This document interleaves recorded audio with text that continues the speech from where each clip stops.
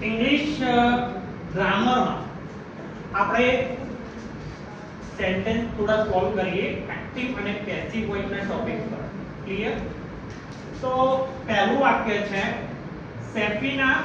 wrote a story last Sunday તે એમાં સેફીના છે સબ્જેક્ટ આ છે wrote verb એ શું છે V2 એટલે સમજી લેવાનું કયો કાળ થયો તમારે હા સિમ્પલ past tense સાદો ભૂતકાળ અને a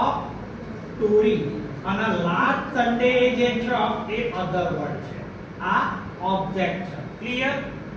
હવે તમારે ઓબ્જેક્ટ ના આગળ લાવવાનું છે તો શું થશે a story પછી to be નું રૂપ આ to be નું રૂપ a story was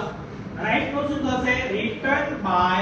Safina other word છેલ્લે last Sunday clear first sentence second માં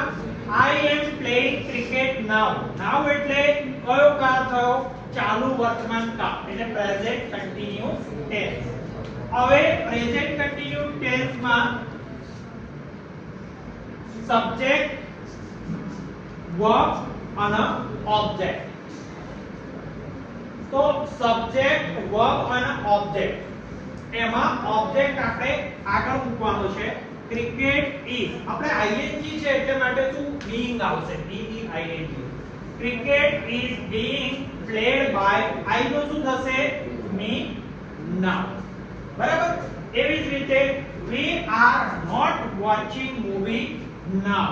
તો એવી જ રીતે આમાં જોઈએ તો શું થશે તો મૂવી આગળ આવી જશે એ ઓબ્જેક્ટ છે કર્તાના સ્થાને આવી જશે સબ્જેક્ટના સ્થાને movie is not being watched by we નું શું થશે us now I નું me we નું us you નું you બરાબર he નું him she નું her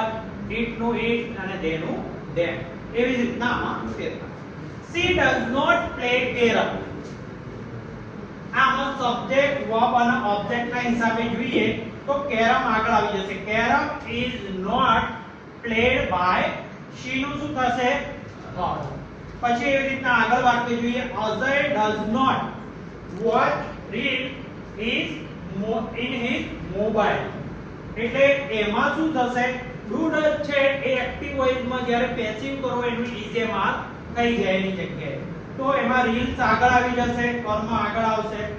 ઓબ્જેક્ટ આગળ આવશે reels પછી to be નું રૂપ is not રહેવા દેવાનું છે is not watched by Ajay પછી other word છેલ્લે in his mobile ક્લિયર એટલે સુધી હવે આગળ એક વખત જોઈએ 6 નંબર સેન્ટેન્સ માં છે Vanita does not write her homework હવે her homework એ શું છે કર્મ એ આગળ આવશે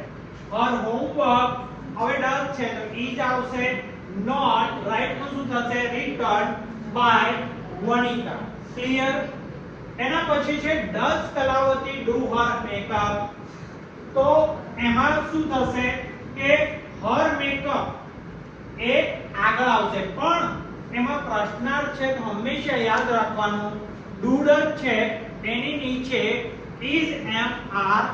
આવે બરાબર તો સૌથી પહેલા is mr માંથી જે લાગે પણ કર્મને અનુસંધાનમાં સબ્જેક્ટના અનુસંધાનમાં her makeup છે her makeup માટે આપણે is વાપરते સહી સૌથી પહેલા is પછી her makeup done by do નું શું થાય do did done બરાબર V3 done થાય done by કલાવતી અને છેલ્લે ક્વેશ્ચન માર્ક પ્રશ્નાર્થ ચિહ્નમાં એક્ટિવ પેસિવ વોઇસ માં ખાસ યાદ રાખો પ્રશ્નાર્થ ચિહ્નમાં એક્ટિવ પેસિવ વોઇસ માં એક્ટિવ નો પેસિવ કરો ત્યારે પ્રશ્નાર્થ ચિહ્ન અચૂક રહે છે પણ જ્યારે ડાયરેક્ટ ઇનડાયરેક્ટ માં હોય છે તો ડાયરેક્ટ ઇનડાયરેક્ટ માં પ્રશ્નાર્થ કન્વર્ટેશન માં નીકળી જાય છે ક્લિયર અને બીજું ડાયરેક્ટ ઇનડાયરેક્ટ માં રિવર્સ ગિયર હોતો નથી એટલે ઊંધું થતું નથી નાઉ નું ધેન યસ્ટરડે નું ધ પ્રીવિયસ ડે પણ એ રિવર્સ થાય નહીં પણ આમાં તમારે ચેન્જ થશે પછી આવે છે does she eat an apple subject verb object તમને કીધું એ પ્રમાણે ઓબ્જેક્ટ ના હિસાબે અહીંયા is mr આવશે an apple apple જોડે is વપરાય is શરૂઆતમાં મૂકી દીધું is an apple it નું શું થશે eaten by she નું શું થશે her ક્લિયર અને લાસ્ટમાં ક્વેશ્ચન માર્ક પછી WH વાળામાં who ને છોડીને WHO ને છોડીને બાકી બધામાં જેવું છે એવું મૂકી દેવાનું અહીંયા when નું when મૂક્યું પછી to does ની જગ્યાએ is mr માંથી to be નું રૂપ મૂકવાનું verb ના હિસાબે જો ભૂતકાળનો verb હોય તો was were માંથી આવશે ક્લિયર તો when પછી અહીંયા subject verb object her friend માટે આપણે is વાપરીએ when ની જોડે is her friend talk નું શું થશે talked by ચંપા ક્લિયર અને ક્વેશ્ચન માર્ક અને પછી છેલ્લું છે who વાળામાં ફરક છે ગયા લેક્ચરમાં આપણે સમજ્યા હતા એ સાદા વર્તમાન કાળમાં આજે સાદો ભૂતકાળ છે કેવી રીતે સાદો ભૂતકાળ વચ્ચે રૂપ જોડે ઈટ નથી એટ છે એટલે કે સાદો ભૂતકાળ થાય ખબર પડી એટલે who ate a mango તો પછી એટ છે સાદો ભૂતકાળ એટલે તમને ઈ was were આવે ક્લિયર તો who નું હંમેશા by whom થાય શું થાય by whom અને એમાં તમારે બે માં ફેરફાર કરવાનો છે તો verb અને object બે આપ્યો હોય તો તમને ખબર છે object આપણો to be ના રૂપ પછી મૂકવાનો હોય તો by whom was a mango આગળ આવશે a mango it નું શું થશે eaten